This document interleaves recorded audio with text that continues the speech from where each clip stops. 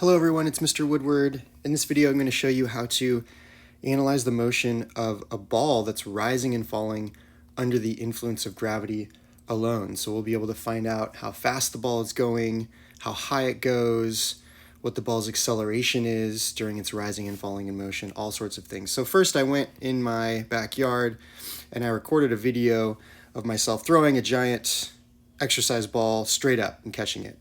You'll notice in the background of the video I have a tape measure measuring out 1 meter. And then I went ahead and I trimmed the video so that the video started right as soon as I threw it. So basically I paused it near this point where I released it because I wanted in my video analysis time 0 to be right when I released the ball from my hands. So after I trimmed it, I now can open up Video Physics and I can choose my existing video. Here's my trimmed one here. And then I'm going to create a new project in Video Physics. So here's actually my release point. So now if I play it, the video is quite quick. So first I want to set my origin and scale. So here's my tape measure right here. I'm going to go from the front of the tape measure, the right side of the tape measure, because that's actually where I was measuring from, to the other end. And I'm going to tell it that that equals 1 meter. So up here, that 1 meter is already set, which is great. And then I'm going to bring the video back. And then right here is my starting point. I'm going to set it, set my origin, meaning my 0 position, right in the center of the ball, right where I'm releasing it. And then over here, if I click on points, I can track the motion of the ball. And the tracker is going to actually track the center of the ball. So that's why I set the 0 position at the center of the ball.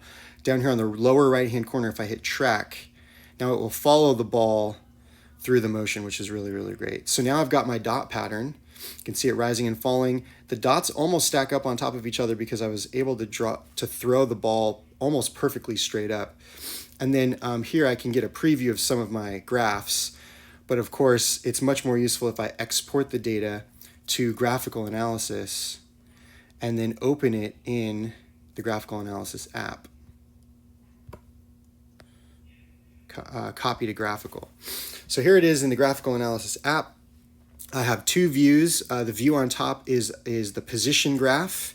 The view on the bottom is the velocity graph. So I'm just going to take a look at one graph for starters. So the red line is showing here the y position, right, which is the height of the ball over time. And so that means that here it actually tells me how high above my hands the ball rose at its peak height. So this is the maximum height above the release point, and it actually gives me the measurement in meters. So I threw it 1.73 meters above my release point at its max spot. And then you can see over here, as I move towards the end, I actually get some negative positions, and that's because the program stopped tracking the ball actually a little bit below my release point, right? I caught the ball lower than I released it. So that's why I'm getting these negative positions over here on this side. If I show the X position, it's now in blue along the bottom, and you can see that the horizontal position pretty much remains constant the whole time.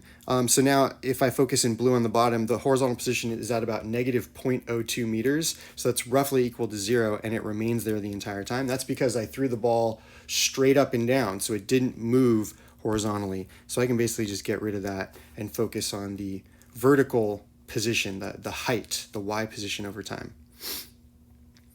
All right, if I take a look at the second graph down below, now this graph is showing velocity. So, this one by itself is the vertical velocity.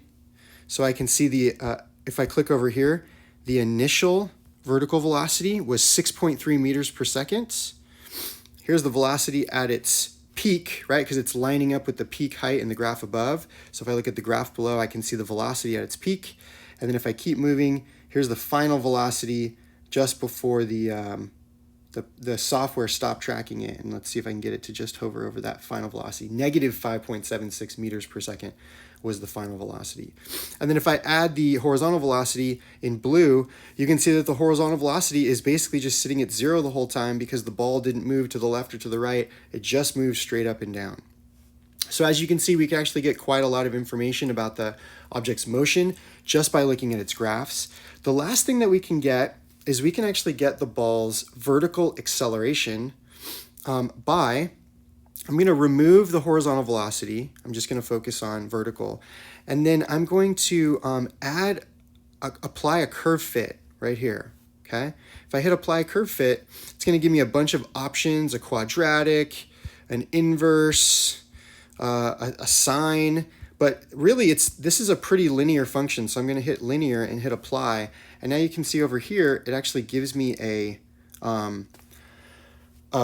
best fit equation. So next to this yellow bar, we have an M value. It says negative 9.267, a B value, 5.715, and then an R value, which is basically telling us how closely this data fits a linear, a line.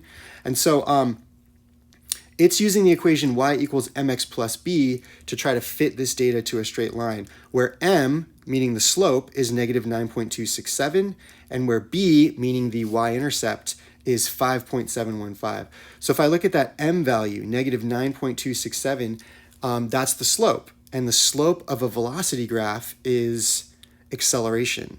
So that was my ball's acceleration as it was rising and falling, negative 9.267 meters per second per second. So as you can see, I can pull a lot of information from these graphs, and this is what I'm going to invite you to do on your own, throwing your own object up into the air and catching it and analyzing the motion of that object.